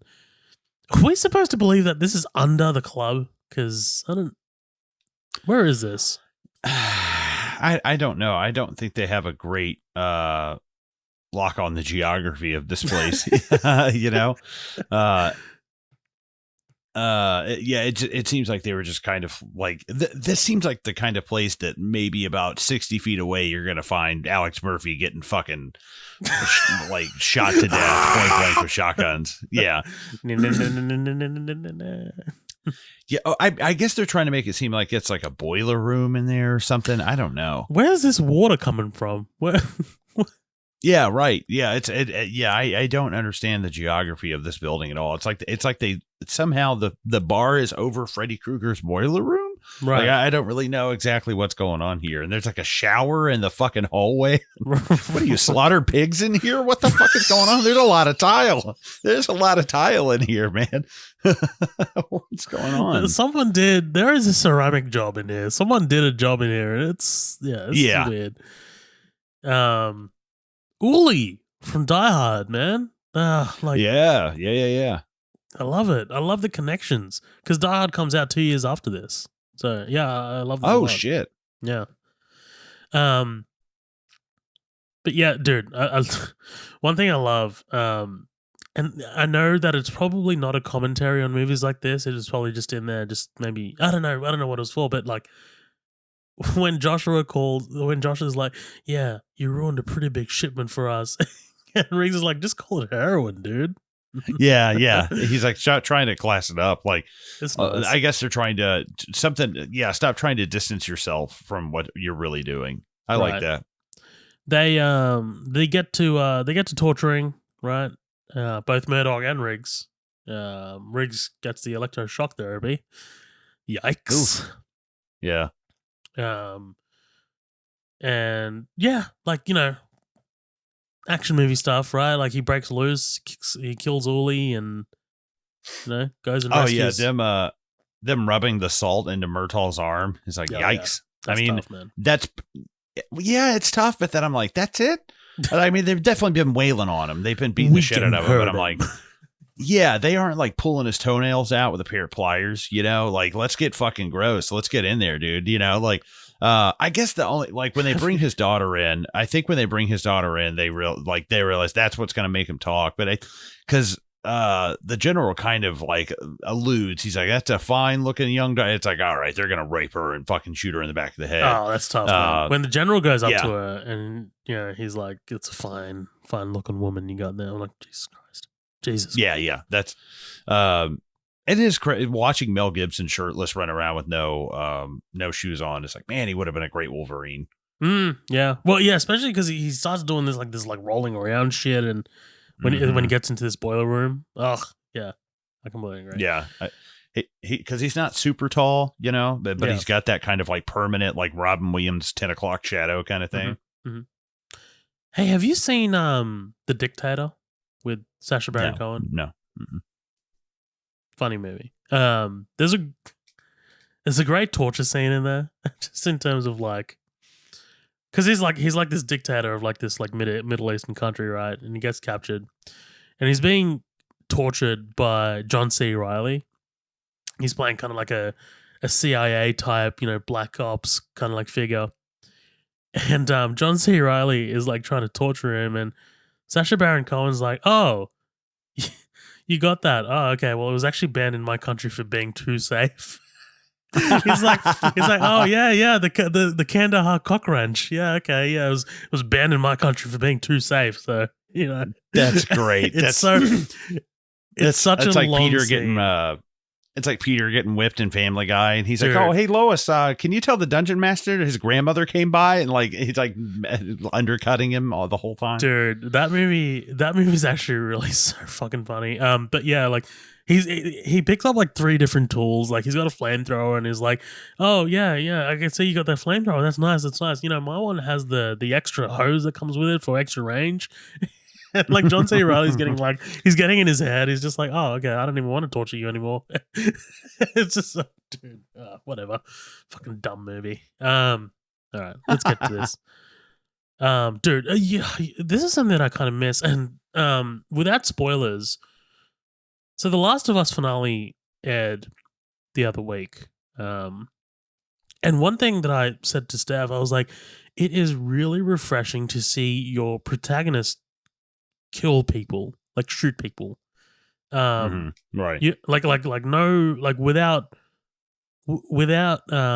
ambiguity, or like, you know, in like a big kind of like scene of like execution. It's just they're just killing people because they need to survive. And when they get up out of this club and Riggs is just blasting away, I'm like, man, that's so refreshing to see. Like, you know, it's just like, damn, you don't get that anymore. Right. Yeah. Well, especially, you know, and Last of Us, you know, it obviously makes like a shitload more sense. Like it's the whole thing is just self-defense. But in this, I like the fact that it's kind of gotten to a point that like, yeah, you're like, oh, dude, there's Riggs just firing a pistol into traffic. And it's like Joshua just drove by with an M16 and lit up the front of a nightclub. Like, tit for tat, motherfucker. Like, I'm not a fan of somebody firing indiscriminately into traffic. But if, you know, it's better than the psycho with a fucking M5 unloading, you know? 100%. That's exactly the point I'm trying to make. Yeah. But this is, man, it's so far fetched, but I love whenever someone's chasing a car down on foot, you know. And God, yes. Michael Mann would love this, man. Like, look how shiny the streets of LA are. Yeah, it's it's always raining and stuff. Soaked. I'm watching this. It's like Gary Busey's driving the car on fire. And like it's just really great for like practical effects, knocking down great. Like telephone awesome, poles man. and stuff. Yeah, it looks awesome. But yeah, Murtaugh's only got eyes for General McAllister, right? Because he made advances on Rianne. You know, he made advances on his daughter. He's just like, General McAllister, you're about to die. I'm just like, yeah, let's go. This guy was always the boss in Liar Liar. The guy who's like, I love a good roast. Yeah. Such a different character, but he does both of them like really well. Yep. The pen is blue. Yeah. I love. Mind if I test drive your Audi? Dude, you know who I love in that? What's his name from Princess Bride? Isn't he the boyfriend? Oh, Cary Elwes. He's the boyfriend, right? The Claw. Yes, yeah. I don't know if people say Cary Elwes or I've always said Cary Elwes. I've heard and seen Cary Elwes. Yeah. Okay. But yeah, like this is awesome. Great action sequence. Eventually Joshua ditches the car and you see him like trying to hijack another one, and basically he ends up back at the house. Because everyone always ends up back at the Murtaugh house. That's the rendezvous point for everyone, every villain everywhere. So, yeah, like the house eventually just it's like Poltergeist where it sucks itself up into a ball and just I'm tired of your shit. I'm moving. Man, I just the shot of General McAllister's car getting absolutely plowed by the bus. Oh yeah, and him covered in dust, like reaching like the grenades. Miguel Ferrer, oh my God. And RoboCop. Like, oh my God, yeah. The explosion looks fucking awesome, man, and yeah, this is great. Well, the movie earns a lot of moments like this with like Riggs lighting up Joshua's car with like that submachine gun, and then Murtaugh shooting the driver and getting him in one shot, which is not the most believable thing in the world, but we've seen that he's not as good as Riggs, but they're both deadly proficient, with their weapons. One thing also, just a little tiny detail of like when he shoots the driver and McAllister's like he's got the steering wheel. When he grinds the side of the car against the bricks and you see like the what is it? The burns from the grind. Yeah, the sparks. Yeah. On the side of the car. Just like little details like that. Like it just like it looks like that they actually grinded that fucking car against the wall. It's just right. Just makes it feel more tactile, feels more real. But he gets a bit more dangerous. Right. He gets done by the bus and man, the grenades blow up in a beautiful, beautiful explosion. And then we're back at the house, right? Car fucking comes flying through the window. You're gonna have to replace that window, Murtaugh. Oh, I can't go past the line where he's like, "What day is it? What day is it?" He's like, "It's Christmas." That's a good line, man. Yeah. Do you like the fist fight? It does take a while. I guess I don't hate it. The only reason why I do kind of like it, and I mean, I always kind of rolled my eyes younger watching this, but I like the fact that it's like, technically this is Riggs' arrest. And like, yes, you could get every cop in here to get hands on Joshua, but they don't have to.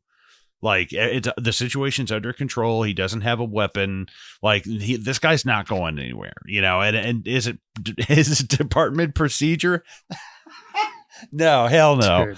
But at the same time, I like the fact that they make a couple of different comments about it. Like, Murtaugh is like, this guy killed he killed two of our guys, and every cop there wants to see this, you know. And I like the fact that they actually kind of like, it's so ridiculous, but the movie knows it's ridiculous. Right. It's like, no, guys, listen, we understand this is insane, but like, this is kind of like, they could have just gone with like a typical kind of like shootout or whatever, or they could have just skipped the whole fight and went to the end anyways, where they both pull out the guns and shoot him.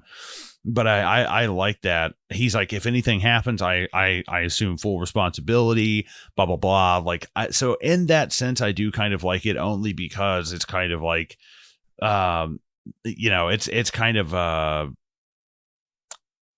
ridiculous knowing it's ridiculous, and almost like trying to make sure that we know of the ridiculousness as well.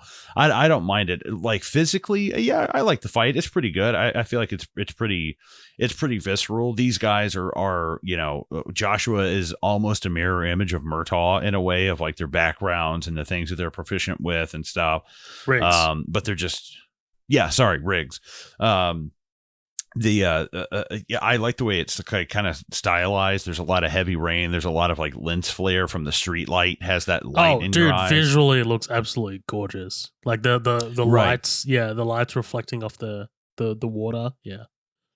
Well, and I'm sure Richard Donner is like, guys, this is fucking insane. Like, come on, like, this is ridiculous. But I like it. I like it because they're like, you're technically correct. The best kind of correct. Like, that's what I enjoy about it. It's like, they know it's fucked up. They know it's goofy, but at least they kind of acknowledge it. I like it a lot. At first I was just like, what the fuck is this? This would never happen. When he picks up the pipe, I'm like, I don't know about that.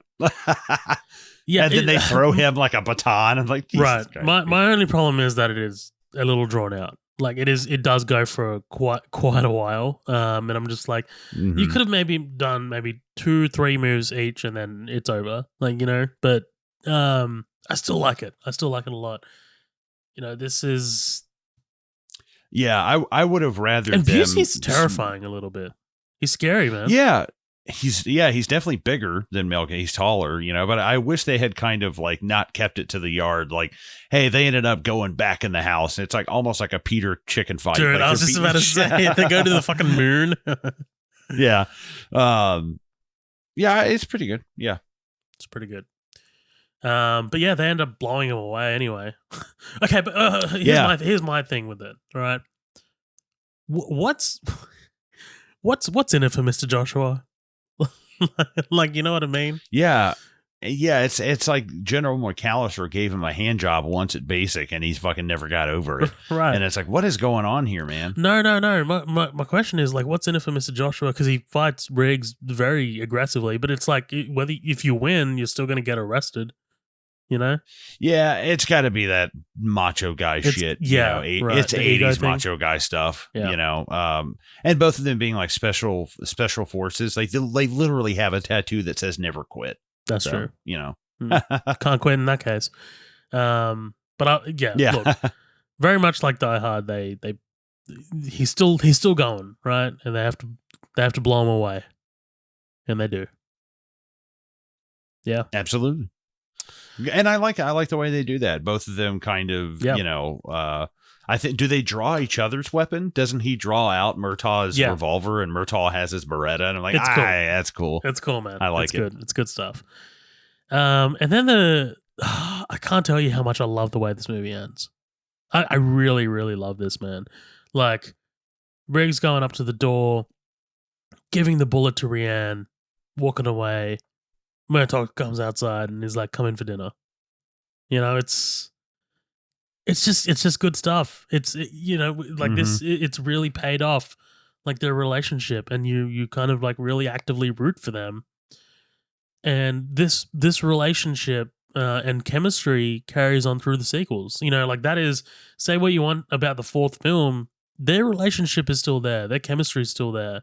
You know, you come to these movies for these two, and whatever situation they get put into, and it's really, really well paid off. And this sequence here in this last scene is really where it catches fire. You know. No, yeah, I really enjoyed this, and I did I misspoke. They don't draw each other's weapons; they draw their own. Okay, I just wanted to make sure because I was like, wait a minute, I said that wrong.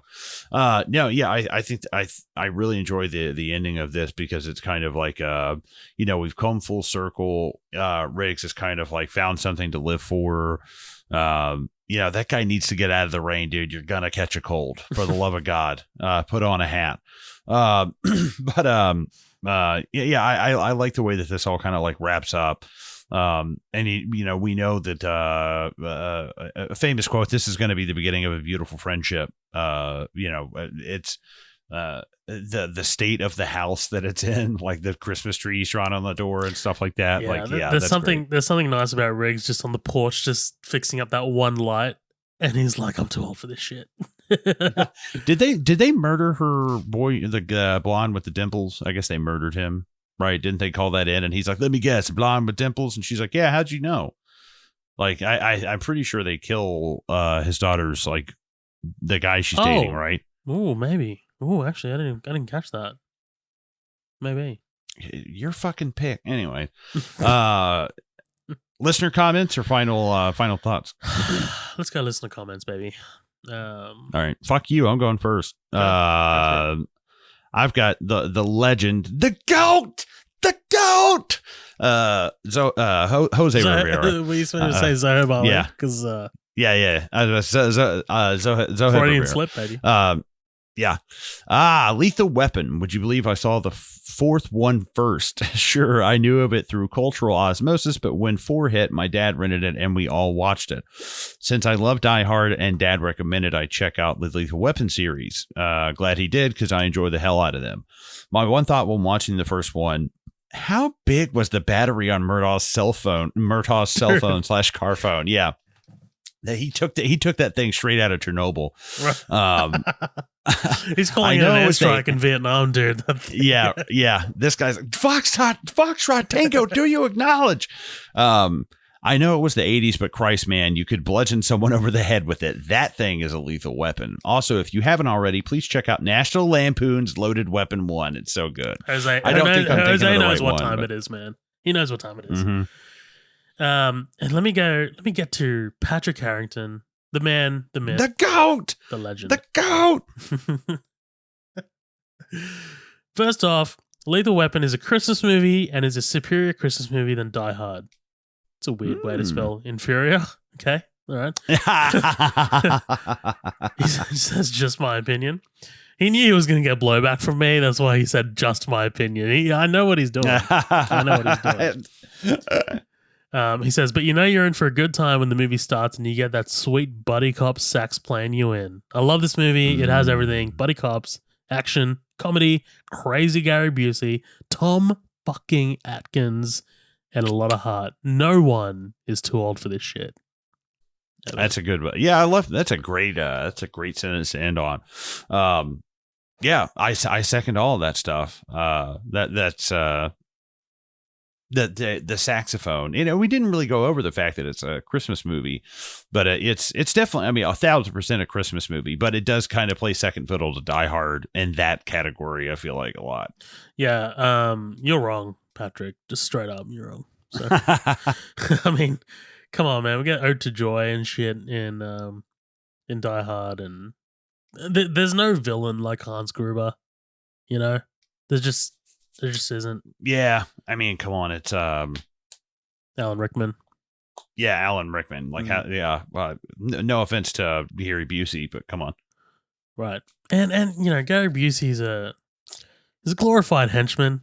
You know, I hate to bring him down, but yeah, they're just extremely like, man, these guys are really thorough, and that's just kind of like all you get. right. Okay, so look, you needed a older guy to quote unquote conflict with Murtaugh, who isn't physically sort of like able, so you can't really have him in a fist fight, and then you kind of have the two more physically able villain protagonists with Riggs and Joshua, right? So, you know, whatever. But yeah, man, I had a great time covering this movie. This was awesome. This is a great movie, to be honest. It holds up. Like, it's not. Yeah. You know, there's a little bit of cheese. There's a little bit of 80s cheese in it, but it's super enjoyable. It's got a great story. It's got great chemistry, man. Like, this is the movie. I've harped on enough about these two. You know, Mel Gibson and Danny Glover enough, but like, there's just, you need to highlight that they are what carries these movies. And, you know, it spawned 3 sequels with probably another one coming and a TV show. So, right. You know, like this was, and you can definitely see how strong of a foundation the franchise has had with this movie. Yeah, I definitely enjoyed it more than I thought I would. I think that it stands the test of time when a lot of these movies are not, whether it be for quality or cheese or, you know, problematic stuff, you know, like homophobia, racism and stuff like that. A lot of these movies do not hold up. And, you know, even, I mean, even in Monster Squad, they, you know, call each other fags and stuff, you know, and it's like, Jesus. But now it's like, I was super surprised to not really catch any of that in Lethal Weapon. I was like, what the fuck? I was like, that's so weird. Like, I think people lump like something like Predator and Lethal Weapon in the same, and I'm like, no, not quite. Like, you know, it's not like you're watching a gritty detective novel, you know, like, but you've got a buddy cop somewhat detective kind of like conspiracy you're trying to weed out. But all in all, I enjoyed it a lot. I think it's a fine movie. I think for the most part it stood the test of time, and I think from what I've heard, this is about as good as the series gets, so I might just can it here. No, 2 is really good, I promise. 2 and 3 are really good. Nah, I'm good. 2 2 and 3, trust me. All right, guys, we're gonna head out of here before I physically implode.